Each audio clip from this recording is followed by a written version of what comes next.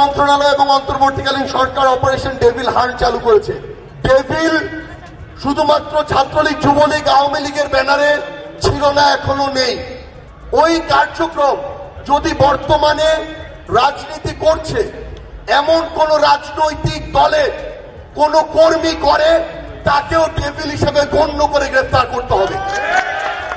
সেই কার্যক্রম যদি সমন্বয়কের নাম ব্যবহার করে কেউ করে, তাকেও গ্রেফতার করতে হবে। বাংলাদেশ থেকে স্বাধীনতা পরবর্তী সময়ে সকল ডেভিলের বিরুদ্ধে যথাযথ আইনানুগ ব্যবস্থা গ্রহণ করতে হবে, যেন রক্ত আর জীবনের বিনিময়ে অর্জিত এই নতুন স্বাধীনতা, এই নতুন জুলাই স্পিরিট কখনো বৃথা না যায়।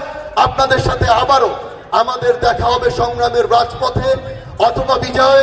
বিশ্বাস করি ঢাকা বিশ্ববিদ্যালয় সেদিনও নেতৃত্বের সামনে সারিতে থাকবে। যুগের পর যুগ পেরিয়ে গিয়েছে, এই প্রথম ঢাকা বিশ্ববিদ্যালয়ের শিক্ষার্থীরা প্রথম বর্ষে কোনো দালালি তোষামোদি না করে লিগালি সিট পাচ্ছে। এই যে ধারা, এটা যেন অব্যাহত থাকে, কারণ এটা হচ্ছে নষ্টের গোড়া। এখান থেকে আবারও দালালি তোষামোদি শুরু হবে। এই ধারা অব্যাহত যেন থাকে, সিটগুলো যেন লিগালি পায়। বিশ্ববিদ্যালয় প্রশাসন যেমন সজাগ থাকবে, আমার সামনে থাকা আমার যোদ্ধারা যেন সজাগ থাকে।